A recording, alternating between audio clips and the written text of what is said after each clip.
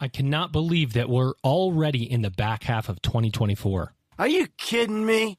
But here we are. Before you know it, the calendar will be turning again, and that means we are already getting ready for 2025 conferences, and one that I'm personally very excited to attend again is the Insights EDU conference. If you care at all about growing enrollment and building a student-centered higher ed experience, you really should be at this conference. Registration is now open, so secure your spot while early bird pricing is still available. Visit insightsedu.com for more information and to register. That's visit insightsedu.com for more information and to register. Hey everybody, this is Elvin Freitas, co-founder of the EdUp Experience, and today we are extremely excited to announce our paid subscription service. By subscribing today, you will get exclusive early access to ad-free episodes, extended episodes, bonus episodes, original content. That's right, original content and invites to special events, all while helping to sustain EdUp. To become a subscriber, go to edupexperience.com. That's EDUP experience.com and subscribe to our free email newsletter to learn how you can get access. Again, go to edupexperience.com. That's EDUP experience.com. Welcome back, everybody. It's your time to Ed Up on the EdUp Experience podcast, where we continue to make education your business. This is Dr. Joe Salustio back with you on another episode here as we inch closer, and I mean inch closer to a fall term that many of us have our beady, laser-focused eyes on to see how the term's going to end up, right? Because we know FAFSA simplification has not made it easy. If there is somebody in higher education that goes, oh, FAFSA simplification, super easy, we just navigated it with no problem, I'd love to interview you. I really would, because everyone I talk to has had some disruption, moving from mild to incredible with FAFSA simplification, right? If you can't see your top line revenue or have any kind of crystallization around that top line revenue, it makes decision making hard. Can I hire anyone? Can I make any investments? Do I have to cut? Not sure. Wait and see. All of these things are it's a black swan event, ladies and gentlemen. I'll continue to say it. It's a black swan event that our presidents and leaders are dealing with in higher education. I have so much respect for those of you that are out there doing it. As many of you know that listen to this podcast, after 23 years as a C-level higher education administrator, I took a little sidestep, and I'm now the VP of Industry Engagement at Ellucian, education's largest ed tech company, serving through SIS and other solutions. It's been interesting to take that sidestep and then be able to look globally and see how everybody's reacting to different parts of what's going on in higher ed. But we have to continue to talk about it. If we don't have education, we are going to be hurting in this country, and we need great leaders to take us home, as it were. So I've got a great leader with me today that's going to talk all about the pretty substantial growth of his university over the last bunch of years. Let's get him in right now, ladies and gentlemen. He's Dr. Anthony Lee. He is the president at Westcliff University. Anthony, how are you? Doing great. Thanks for having me, Joe. I'm glad to have you here, my friend. We always like to level set with our audience if they have not heard of Westcliff University. Where are you located? What do you do? And how do you do it? Sure. So I'm with Westcliff University. We are located in Irvine, California, which is in Orange County. We've been around for over 30 years, and we have a huge focus on international global education, as well as just preparing students for jobs, right? And making all of our programs very industry focused and helping prepare students for their careers, whether it's during school with an internship or afterwards to venture off into their career path moving forward. We have several colleges: College of Education, Business, College of Tech and Engineering, which is our newest college. It's been around for about 4 or 5 years, our fastest growing college, I should say. We also have a College of Law, Western State College of Law at Westcliff University. It's been around for 55 years. We acquired them 5 years ago. And one of the great things about them is they have over 100 judges in the Orange County Superior Court. So they have a rich history in Orange County for sure. And then we're also adding a College of Nursing next year as well. and doing some other things. But we're here, and we're just focused on students, no matter where they are, all over the world, with our online programs or with resident and hybrid programs, or if they come here to California and our various locations that we have across the U.S. as well. Did you say you are acquiring a College of Nursing or launching a College of Nursing? I missed that. We are launching our okay. College of Nursing. Yeah. And that's, of all the things that you said, one of the hardest things to do is launch a College of Nursing.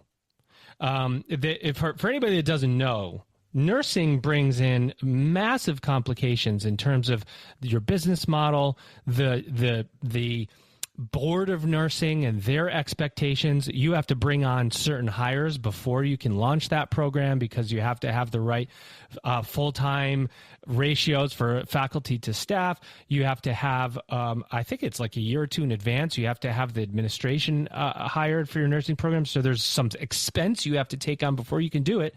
And then, by the way, you only get approval to launch with a certain number of students. You have to get approval from the Board of Nursing, from the state, to launch with that number of students, and then it grows from there as you prove outcomes. That's not an easy undertaking, is it? No, it's not. You made me tired just listening to you right now. Unfortunately, I know a lot about it. Or fortunately. Yeah, no, I mean, this has been like 4 or 5 years in the making, to be honest. In the last several years in particular, we've been working so hard at preparing for it. Board of Nursing is huge. Preparing for it is huge. A lot of fixed costs, obviously, and a lot of investment dollars had been put into it. And we've made the progress that we are very happy and excited about, and we're looking to launch sometime next year. But yeah, I mean, ultimately, it makes sense, right? I mean, there's a huge shortage of nurses across, not only in our community here in California, but across the nation, across the world, right? Yeah.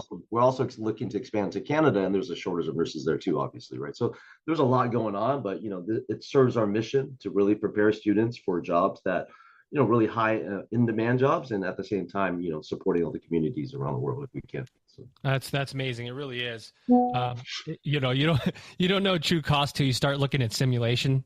The simulation dummies and all that kind of stuff. You start going, oh wow, didn't expect it to cost that much. But you're right. This is a program that comes with a lot of fixed costs, but the output is exactly what the community needs. There are jobs for nurses. There's jobs in many other areas.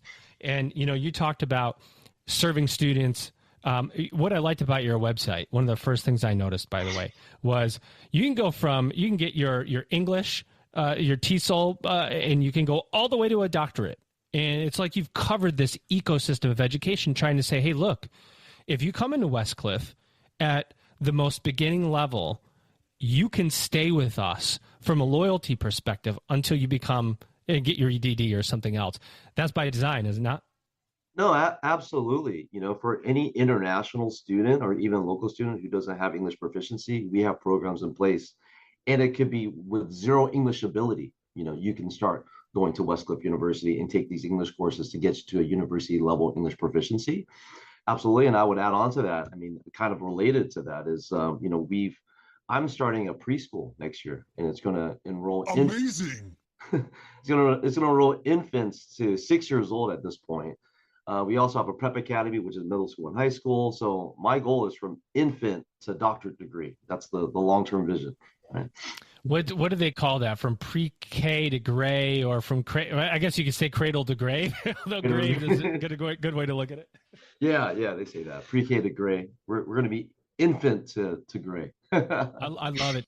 The reason I bring that up is because one of the areas that higher education is typically not good at as an industry, is loyalty, right? Think about other industries. Think about hotels. I always think about hotels because I travel a lot.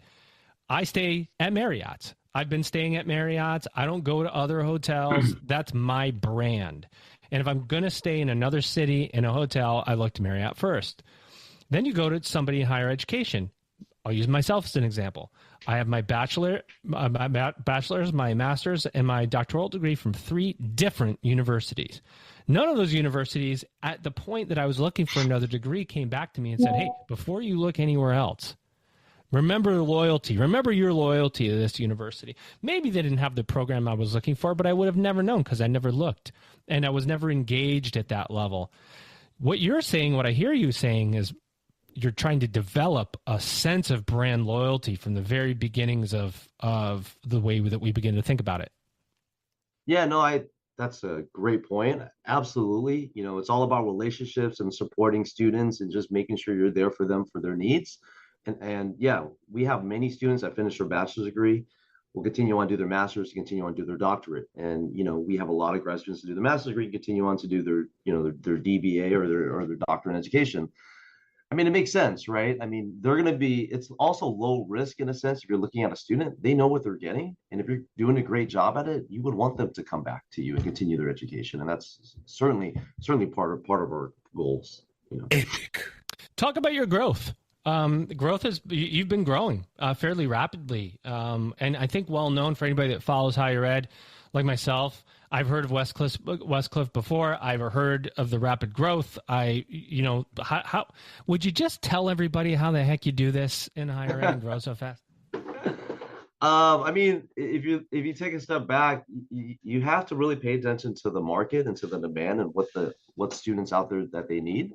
A big focus of us is for us to choose programs that lead to careers. It sounds simple. Students go to school to try to get a job, right? So let's make sure there's a market for it. Let's just make sure you're doing your research, industry research. You're doing a focus group with your students. You talk to your alumni. You talk to your industry partners, and you see what programs are actually needed out there. And then we choose those and we try to offer those, right? And you have to move quick too. So we're fortunate. We're a smaller private university. I mean, we're up to 6,000 students right now, but we're still moving very nimble and very quick. So that's been a great help as well. And of course, I think a big piece of our growth is focusing on international education, right? My father was an immigrant. He came over to the U.S. With nothing, and the value of a U.S. education he saw that could just provide such a huge impact to people back in Vietnam, our home country, is huge, right? So I've seen that, and I've seen that across the board. I've been fortunate to live overseas, and I've traveled a lot, and I've been part of other universities overseas and helping them in different ways. The American education will provide such a long-lasting generational impact for those students abroad. So we focus a lot on that, and we have a huge experience in supporting them to make sure that they're successful in their educational journeys. And I think we've been a top university of choice for those, and that's helped. But of course, at the same time, you have to add programs that are going to be going to provide very high not just learning outcomes but employment outcomes, as I mentioned. So that's been huge as well. And if you focus on the right things, I think that will always help you continue to grow, right? That's a fact. That's a fact. I want to hit on something you said, because I think we talk about this all the time, but coming from an immigrant family, where you said your dad came with nothing. Now you're a college president, so you're overseeing you're a key holder, so to speak, of the path to the American dream in many respects. Yet, many are questioning the overall value of a education, a degree. Maybe I don't want to say reducing, because ROI is so important, right? Can I get a job? Can I make money in this career? What's the pathway to a job? That coupled with what else does higher education offer that allowed that allowed the American dream to happen in your family? How do you rationalize all of these bits and pieces, right? Because you're part of so many pieces of it. And, I think and I say this because I feel like internationally, there's a much greater value on higher education than there is in the U.S. right now. And it's bringing that perspective in that I think is helpful. Where do you sit? What do you see? How do you rationalize through all that? So I think you're alluding to it a little bit. I mean, there's definitely more benefits than just trying to get a job, right? Ultimately, higher education should be providing you with life skills, personal and professional development. And I think being in a community where you're with other college students in the similar program, the grit, the determination, the resilience you have to build to be able to be successful and get through those programs, I think it means a lot, right? And I think that's what a degree could signal to industry and to other people, is that they've gone through this journey and they've been successful and they've been on the other side of it. So that's one part. I would take a step back in what you're saying, and with all this stuff happening in the news and all this discussion lately, is it's getting kind of, I would say, some of it is fair, some of it is not fair. It all depends on how you're going to filter it down. Like, we're talking about programs that lead to jobs. Are we looking at those outcomes? Are there programs out there that don't lead to jobs, that are super expensive, that's a huge residential experience that you're paying for? Right. Yeah, I mean, if you're paying for that and that's the goal, then that's the value you're getting. You can't just pin it all on just trying to get a job. There's huge value in that as well. We don't offer a huge residential experience. We offer a more focused experience. But at the same time, we understand how important it is to have a community, have things extracurricular, things outside of school, having events and camaraderie, and having students building their own network for their future selves in the long term, right? So, I think there's different ways to look at it, but ultimately, we can't just paint a broad brush to the entire industry and say, hey, college education is no longer valuable. You have to really look at specific schools and specific programs and see if that makes sense for you individually. Tell them like it is. I love it. Talk about your students a little bit, because, you're dealing with different types of students. You're also in a high traffic, highly populated area. I used to live, and for 4 years, I lived in Southern Cal in Chino Hills, which I think is about 30 minutes on a non-traffic day from Irvine. In fact, got to take my kids to Disneyland. Most people don't live near Disneyland, but if you do and you have kids, you go at 4 o'clock and you stay for like 3 hours, then you go home. You don't go for the whole day and subject yourself to all of that insanity.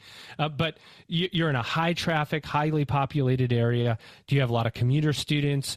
Do you sublease or sub out housing with local apartments, and how do you work with the international students and resident and local students that you have? Calling all higher ed marketing and enrollment management professionals. Hear, hear. The Insights EDU conference is back. This is your chance to level up your marketing and enrollment management strategies, and the EdUp Experience podcast will be there once again. Join us at the Ritz-Carlton, New Orleans, February 12th through 14th for an unforgettable conference. Registration is now open with early bird pricing. Outstanding. Hey everybody, this is Elvin Freitas, co-founder of the EdUp Experience. Are you enjoying the conversation so far? Good, I hope so. Did you know that you can actually hear this conversation early before anybody else and ad-free, so you don't have to hear my voice during these ads? And did you also know that you could get extended episodes, bonus episodes, original content? That's right, original content and invites to special events, all while helping to sustain EdUp? Well, if you didn't know, now you know. So go to edupexperience.com, that's EDUP experience.com, and become a subscriber today. First, you got to sign up to our free email newsletter, and then you'll find out how to become a subscriber. Again, go to edupexperience.com. Yeah, I mean, that's especially with our growth, we've always had to try to plan ahead, and we've always had a huge support network to help students, either connect with incoming students together to have roommates, and to also find affordable housing options. We have a lot of partnerships with local apartment communities. Some of them are within walking distance to the university. So those are our ways of trying to help provide housing options for them. Many of them do live in the area, but we also have many that are commuting, right? They're commuting from in Orange County, in LA, or even in Riverside County, and they're coming down. We have a flexible schedule model where, we have a campus model, but we also have a hybrid model, and then we also have an online model. So many of our students will take campus courses for sure, but then they're also taking online courses at the same time. So it's very convenient. We have a robust, growing, championship winning, I should say, I'm excited about that, athletic program, right? And we have 400 or 500 student athletes at our school. They're coming from all over, right? But they're able to come from all over because we have very flexible and unique scheduling that's convenient for them. And it allows them to be successful, right? So we have this type of scheduling. They can go to compete in events, they can go to practice, they can go to school, and they're successful in athletics. They're also successful in the classroom. Like, I'm very proud to say we have a 3.0 GPA for all of our student athletes overall, which is phenomenal, right? So yeah, I think we really try to provide an option, access to education that maybe other universities aren't able to provide our students. and then we focus on the experience that they have when they come here. And we try to do our best to make sure they have a full, well-rounded experience, whether it's inside the classroom or outside the classroom as well. I don't want to hit on it too much because, but I do think this adds to one of the, I would say, extra complications in California is affordable housing. And a lot of people in other states, they don't think about, I mean, the cost of housing in California is Outrageous. So if you're a student in the area and you're an international student, you're coming in, and you're a college president, you're an administrative team, you're thinking about retention, and people will literally leave because they can't afford their housing. I mean, if you can't live, you can't eat, you can't survive in school. How do you work? What do you do to provide those wraparound services? Anything top of mind to say, hey, look, we know this is a problem. We know, and then that creates the mental health issues. And I think it piles on, all comes from where you live and where you eat. How you deal with those in terms of service? Yeah, I mean, there's a lot of things. Just because the last thing you mentioned was mental health, I think ultimately we want to provide as much support as we can, to our students, whether that's through our student services representatives for our students, whether that's our faculty members or not. We really try to preach, support and care, as much one-on-one attention as we can. I never got that when I went to undergrad. I went to undergrad at University of California, Irvine. It's huge 400-person lecture room that I'm in, and I barely knew any of my professors, right? So, or my advisors for that matter, right? So we really try to focus on that kind of attention and support. And I think that our students, especially, and many of them are coming to the US for the first time to a whole new country. So it's even of the utmost importance to hold that as priority for our students. So yeah, I mean, we try to provide that support. Again, I mentioned flexibility earlier, having online classes, like, and not just online, like quality online classes where students like to take it and they're actually learning from them, which is our goal. Because we've been doing online for probably over 12, 13 years now. I think one of the first to do synchronous online learning, right? We were using Zoom when it was in beta stage, for example. Right? Not so public officially, but yeah, I mean, I think understanding students and their needs and where they're coming from and having that flexible scheduling also allows them to find affordable housing options that don't have to be like 15, 20 minutes from the school. It could be a little bit further out and they're more affordable. So it provides a bigger array of options in terms of if you're talking about living. And there's so you can go further out from the epicenter of Orange County, but have the flexibility of hybrid or online courses. So you're not coming in as often. So you can experience the cheaper housing. I mean, I think that's a critical piece because even if you're getting on the road, for those that don't know, in Southern Cal, you're going to be taking a drive even if something's 10 minutes away sometimes. I mean, you really have to plan. Absolutely. Yeah. I couldn't say it better, but that's certainly our approach to helping support students.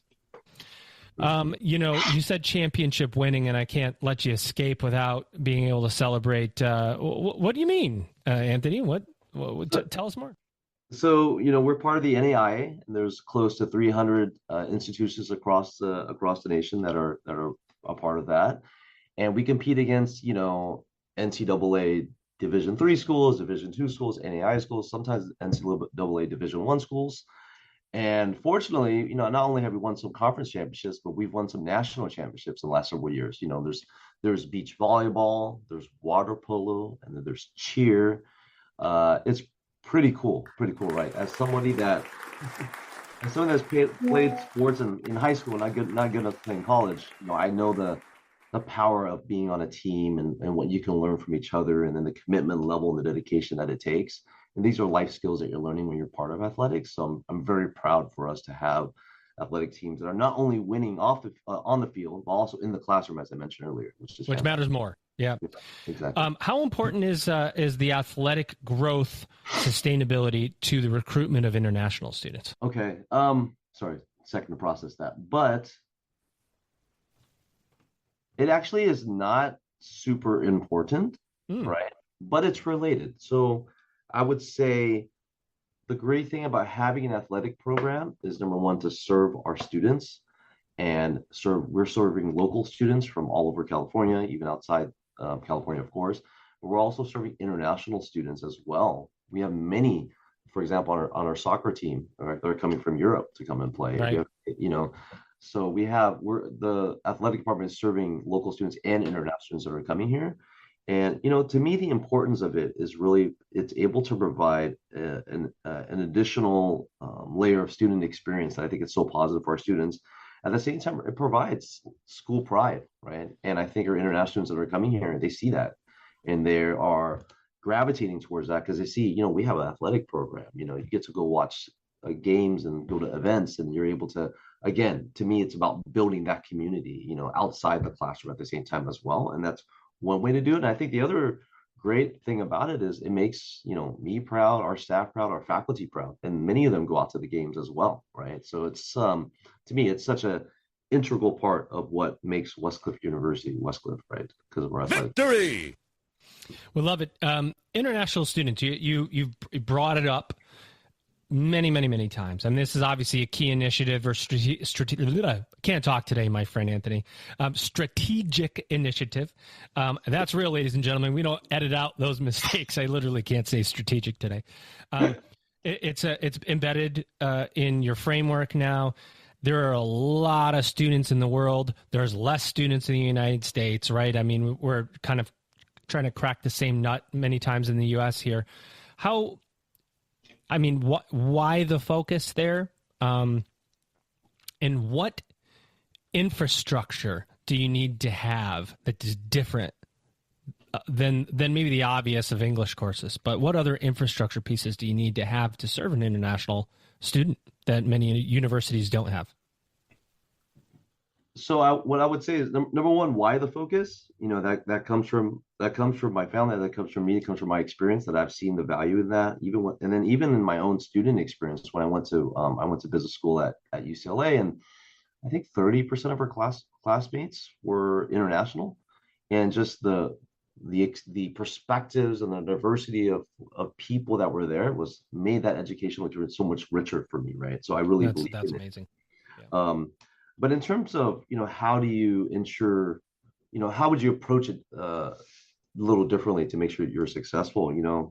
What comes to mind to me is, there's a lot of talk about diversity in the U.S. and what makes students successful when they come from students of color, minority students, or come from different backgrounds. And a lot of the research out there has been, let's make sure you have staff or faculty that students can really relate to.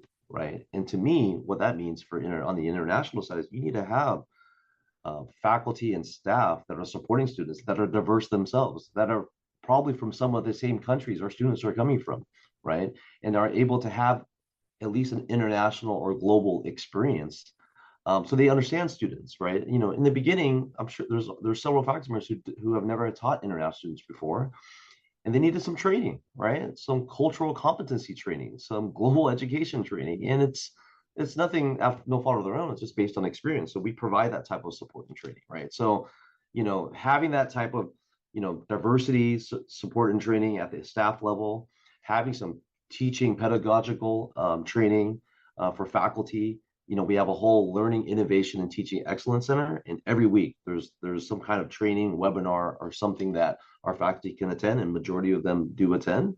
And a lot of that is just, how do you make sure you're able to support and teach our students better, and from a international student lens, right? So, you brought it up, and you made me start cycling through the list of presidents that I've interviewed, and I was thinking, one of the things that my co-founder Elvin Freitas and I talk about is there are not many Asian American presidents.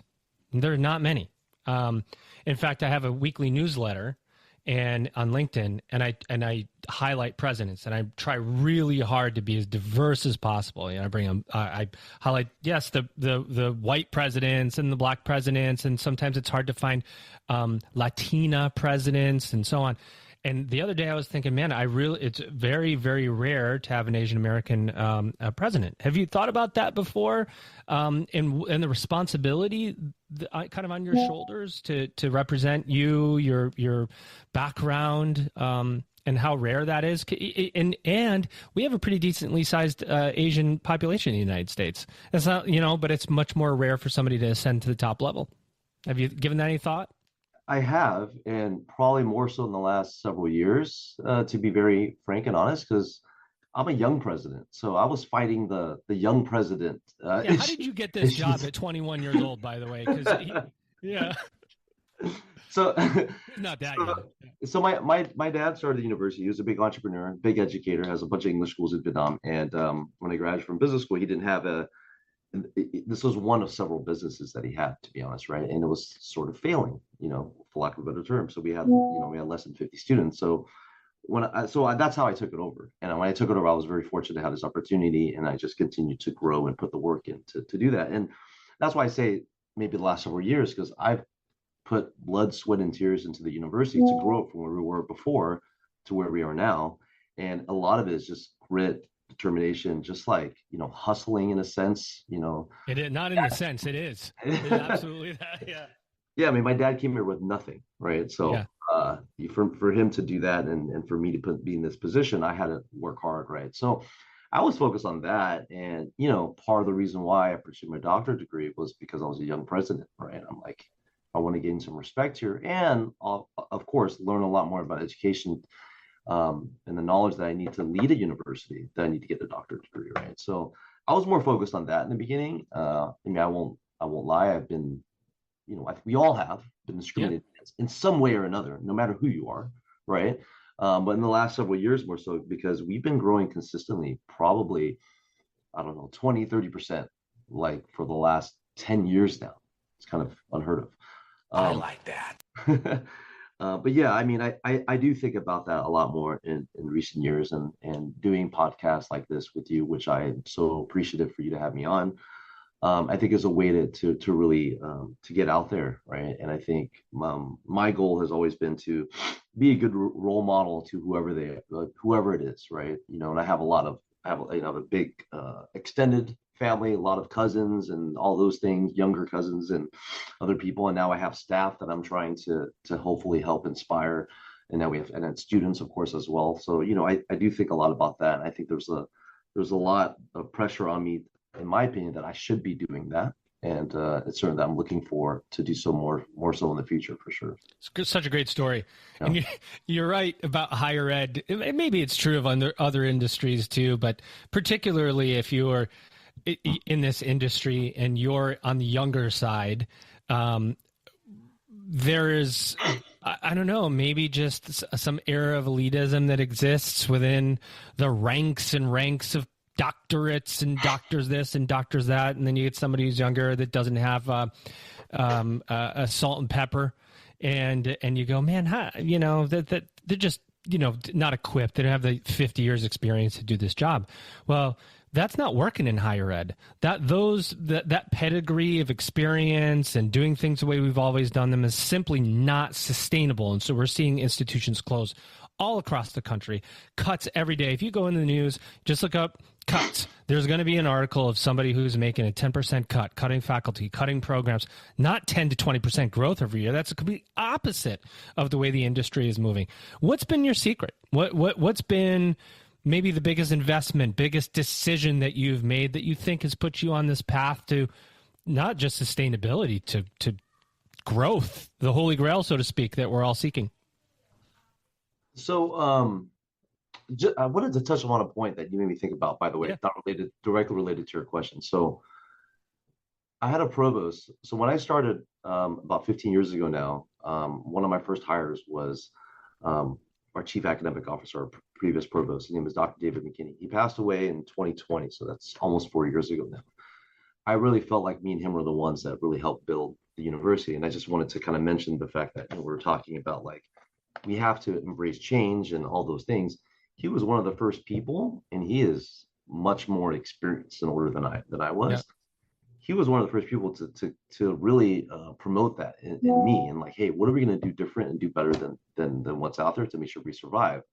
And his belief in me, on this, as a side note, as his belief in me as a young president was huge in my confidence level in being able to take this university to the next level. So all of you out there who are trying to mentor people, that makes a huge difference. Continue to do that, right? What I would say is, at that time, we made a conscious effort to pursue online education. This was like 12, 13 years ago now. online education, live online with faculty teaching you live, through video streaming. We were doing that from the beginning. I think that first choice there, because we thought about, hey, this is the future. Let's jump on it and let's make sure we make this a core competency and something that we have expertise and experience in. That helped a lot. And then the part of that goal was looking at global education, right? So now we are looking like, how do we educate students from all over the world? You do that through online education, right? So I think that was the first couple steps. And then after that, it was like, okay, now we have a really great experience and expertise in teaching students from all over the world.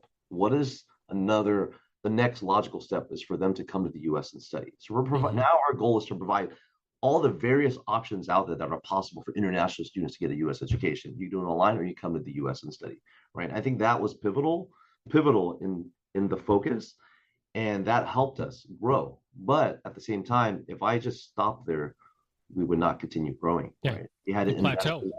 You plateau. Many schools out there are focused on India and China, and rightfully so. They're the biggest populations of international students. We have over 100 countries represented, and that was done by design, right? We've been creating that type of ecosystem at Westcliff for a long time. So I would say that being diverse in the countries that you're choosing for international students is important. So I think that whole international student thing helped get us to a certain level. And I think, we didn't want to plateau, right? So we started looking at what programs are we going to add that are popular for international students. And then we looked at, maybe there's certain locations as well that we have international students that are coming. So we have satellite locations in, we have one in Santa Monica, we have one in Miami and Orlando. We're going to, have some other ones as well. But I do think the future success and growth can't just be international. So that's why when we looked at the law school, that was 5 years ago, it was an incredible story for us to even acquire that law school. And that's a whole nother, you do a whole podcast on that, to be honest, right? Yeah, for sure. Acquisition, there's a lot to an acquisition, that's for sure. Yeah, so I think really thinking big and thinking like, how do we get to this next level? Well, this law school helped fit into our mission, right? It was a school that was focused on diverse set of students, and it had great outcomes, and it is leading students to great jobs, right? So that was one. And I do think that the biggest step that we've talked about is nursing, right? And like I said, it's been 4 or 5 years. I mean, I was talking about nursing like 10 years ago, but we didn't start that process till about 4 or 5 years ago. And when my provost passed away, unfortunately, who was my partner in crime, and he was like my mentor, I really pushed forward on that. And as much effort and resources we put into that, we're finally getting to a point where we can say we're going to launch a nursing program next year. And I think that's really going to help us to continue to grow. Because if you just stay stagnant and you don't look for opportunities, and you're not paying attention to the market, then you're not going to grow. You're not going to be successful, right? So. Amazing. This has nothing to do with Westcliff University, and I'm not asking Anthony to support anything I say, but maybe just a general question for anybody that has any level of power with nursing: why we need so many nurses, and why it is so gosh darn hard to start a nursing program. Those things never have made much sense to me at all. We need lots of nurses. Well, you got to wait all these years to start a nursing program. It's going to be controlled by all these agencies. There's something wrong with that system, but that's a podcast for another day, and my opinion only here. So with that said, Anthony, anything else you want to bring up about Westcliff? Anything that you want to say about any initiative you have going on? Love on your staff if you want to, not to put ideas in your head, and then we'll bring you back for a quick subscriber-only episode.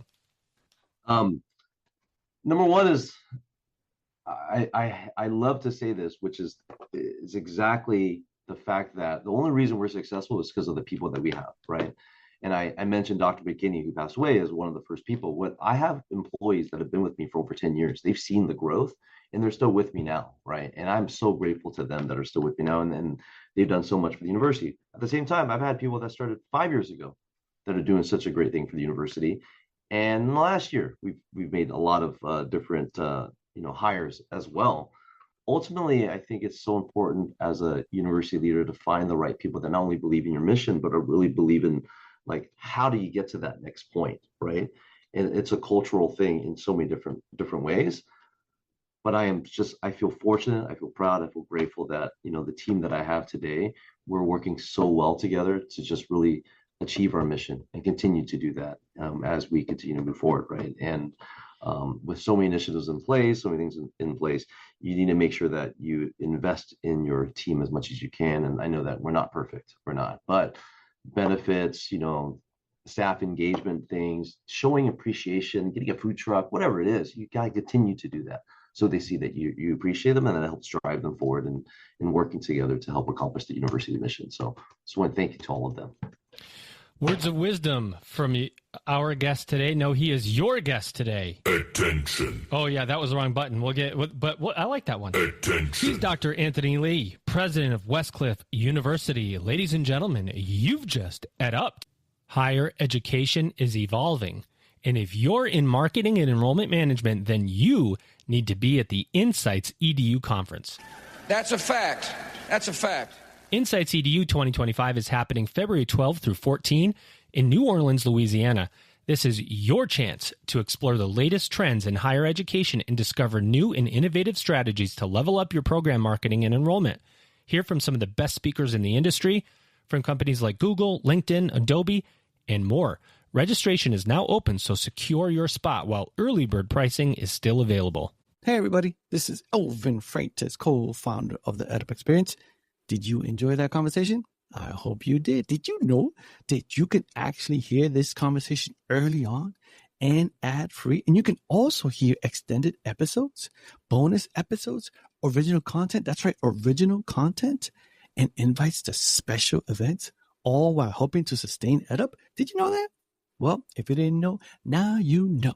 To become a subscriber, go to edupexperience.com. That's EDUP experience.com to subscribe to our free email newsletter to learn how you can get access.